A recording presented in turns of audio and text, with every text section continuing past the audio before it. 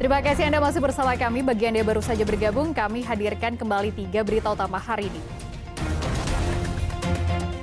Sumber air mengering, belasan hektar tanaman padi di Desa Margasari, Pasawahan Purwakarta mulai mati. Sesuai putusan Mahkamah Konstitusi, lebih banyak partai politik yang bisa mengusung pasangan calon sendiri di Pilkada 2024. Di akhir pekan, tawuran kembali pecah di Jalan Raya Bojongnangka, Kabupaten Bogor.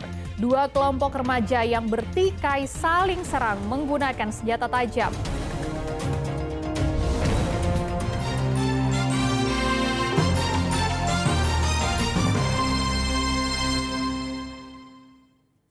Belasan hektar tanaman padi di Desa Margasari, Pasawahan Purwakarta mulai mati akibat kekeringan. Untuk menekan kerugian, petani terpaksa mencabuti benih yang telah disebar dan masih tumbuh untuk dipindahkan ke lokasi lain.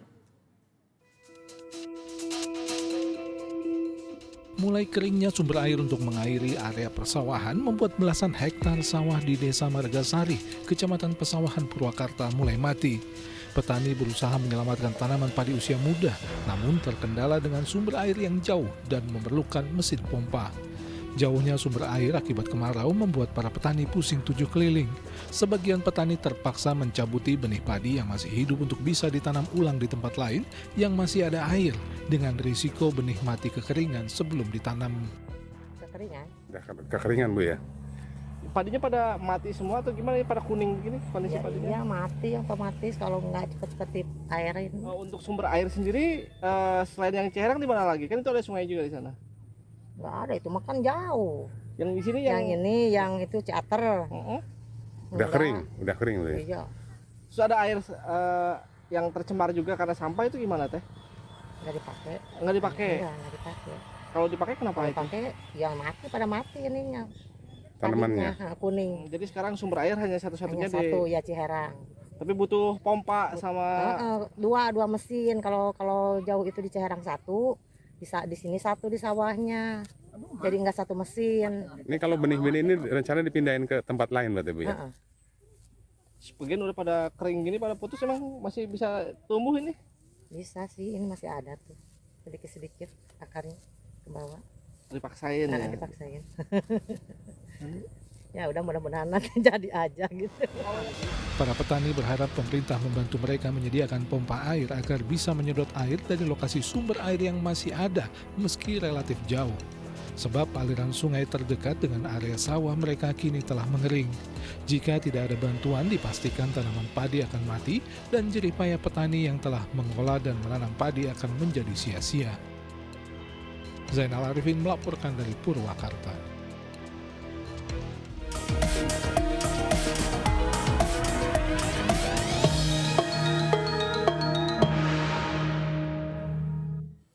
KPU Kabupaten Purwakarta dan Tasikmalaya sudah siap menerima pendaftaran bakal calon bupati yang dibuka hari ini. Sesuai putusan Mahkamah Konstitusi, lebih banyak partai politik yang bisa mengusung pasangan bakal calon bupati dan wakil bupati sendiri di Pilkada serentak 2024.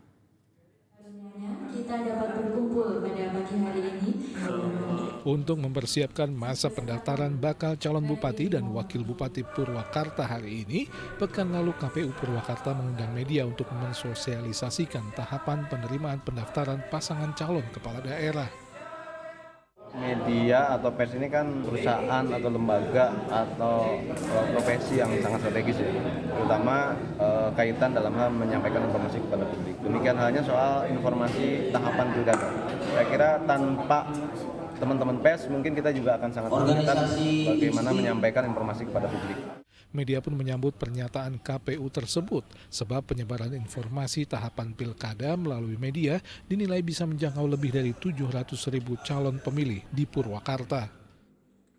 Kaitannya dengan pencerdasan pemilih, jadi dan media adalah garda terdepan untuk menyampaikan informasi kepada masyarakat, terutama pemilih di Jawa Barat dan di Kabupaten Purwakarta. Dengan adanya sosialisasi di awal ini, otomatis ini akan lebih memudahkan masyarakat untuk mendapatkan informasi yang lebih akurat.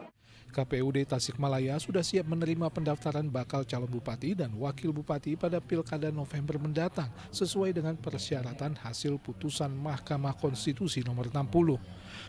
Berdasarkan putusan MK, persyaratan pencalonan bupati minimal oleh partai politik atau gabungan partai politik dengan perolehan suara pemilu 6,5% dari DPT atau sedikitnya 68.000 suara.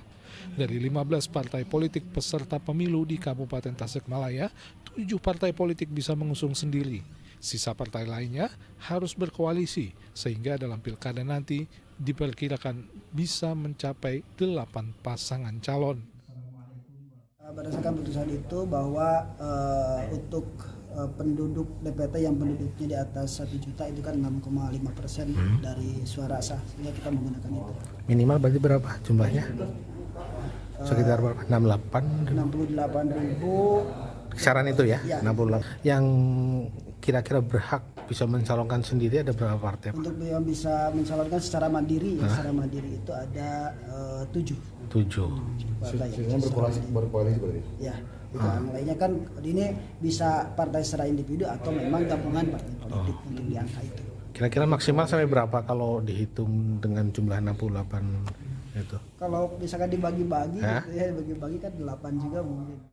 Sesuai sosialisasi bisa dipastikan dalam pilkada mendatang, aturan yang dipakai adalah putusan MK terbaru.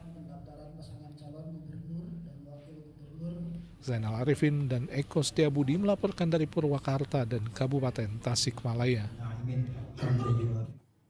Mendekati tahapan pendaftaran pasangan calon Pilkada serentak 2024, persiapan pengamanan terus dilakukan oleh personil pengaman gabungan.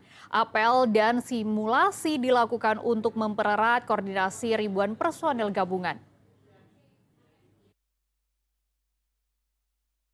Menyongsong pendaftaran bakal calon kepala daerah hari ini, persiapan pengamanan sudah dilakukan aparat keamanan gabungan sejak pekan lalu. Di Kota Cimahi, apel gelar pasukan Operasi Mantap Praja Lodaya 2024 berlangsung di halaman Mapolres Cimahi. Sebanyak 1.100 personel gabungan dari unsur kepolisian, TNI, dan sejumlah instansi terkait disiapkan untuk melakukan pengamanan tahapan Pilkada serentak 2024. Untuk wilayah hukum Polres Cimahi, pengamanan akan terbagi di 3 titik, yaitu 3 kecamatan di Kota Cimahi, 16 kecamatan di Bandung Barat, dan 1 kecamatan yang masuk wilayah Kabupaten Bandung. Polres Cimahi pekan lalu juga menggelar simulasi pengamanan pilkada mulai dari proses kampanye hingga penghitungan dan penetapan hasil pilkada. Untuk pengamanan unjuk rasa, Polres Cimahi dibantu oleh Satuan Brimopolda Jawa Barat yang memiliki mobil meriam air atau water cannon. Sedang untuk penanganan medis dan kerusakan fasilitas umum, polisi bekerja sama dengan BPBD, Satpol PP hingga PMI. Hingga pekan lalu baru ada 1 pasangan calon bupati dan wakil bupati yang telah mendeklarasikan bakal maju di Pilkada November mendatang. Simulasi pengamanan Pilkada serentak 2024 juga digelar oleh Polres Tasikmalaya hari Minggu. Personil pengamanan gabungan menunjukkan bagaimana penanganan kerusuhan saat Pilkada dan mengamankan jalannya Pilkada agar tetap berjalan sesuai jadwal.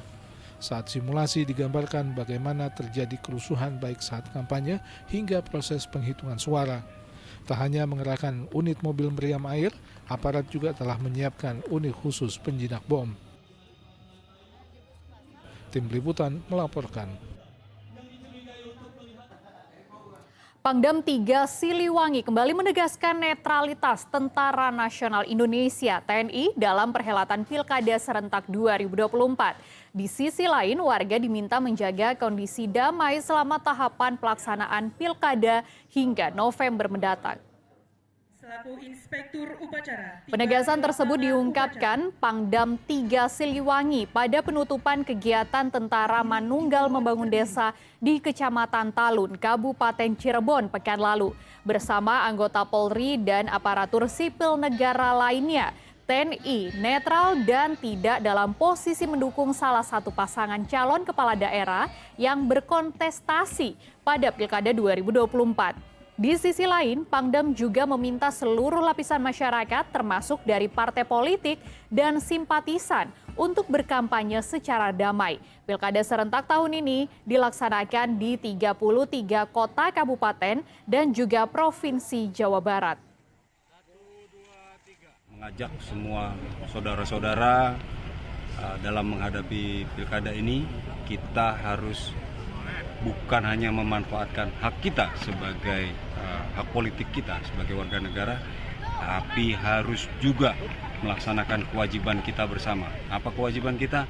Jaga supaya pesta kita ini aman, tertib, dan lancar.